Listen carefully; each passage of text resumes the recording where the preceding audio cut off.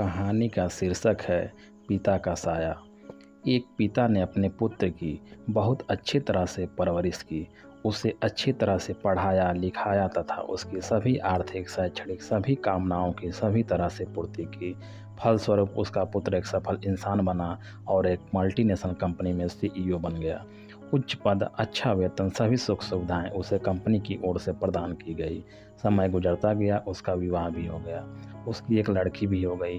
पिता अब बूढ़ा हो चले थे। एक दिन पिता को पुत्र से मिलने की इच्छा हुई और वह अपने पुत्र से मिलने उसके शहर में उसके ऑफिस में गए। वहां उसने देखा कि उसका पुत्र एक शानदार ऑफिस का मालिक बना हुआ है। उसके ऑफिस में सैकड़ों कर्मचारी उसके मातहत कार्य कर रहे हैं। ये सब देखकर पिता का सीना गर्व से फूल गया। वह उसके चैम्बर में जाकर उसके कंधे पर हाथ रखकर खड़ा हो गए और प्यार से अपने पुत्र से पूछा, इस दुनिया का सबसे शक्तिशाली इंसान कौन है? पुत्र ने पिता को बड़े प्यार से हंसते हुए कहा, मेरे अलावा कौन हो सकता है पिताजी। पिता को इस जवाब की आशा नहीं थी।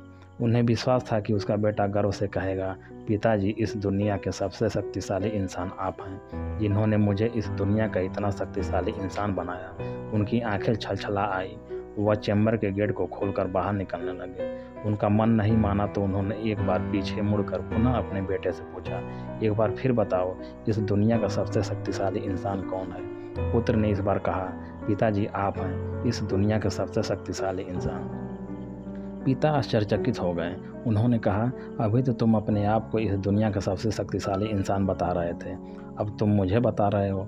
पुत्र ने हंसते हुए उन्हें अपने सामने बैठाते हुए कहा, पिताजी, उस समय आपका हाथ मेरे कंधे पर था और जिस पुत्र के कंधे पर या सर पर पिता का हाथ हो, वह पुत्र तो दुनिया का सबसे शक्तिशाली इंसान ही होगा ना। बोलिए पिताजी। पिता की आंखें भर आई। उन्होंने अपने पुत्र को कसकर अपने गले लगा लिया। यही दुनिया का सबसे बड़ा सच है। जिस किसी पुत्र पुत्री के कंधे पर या सर पर माता पिता का हाथ होता है, वही इस दुनिया का सबसे शक्तिशाली इंसान होता है।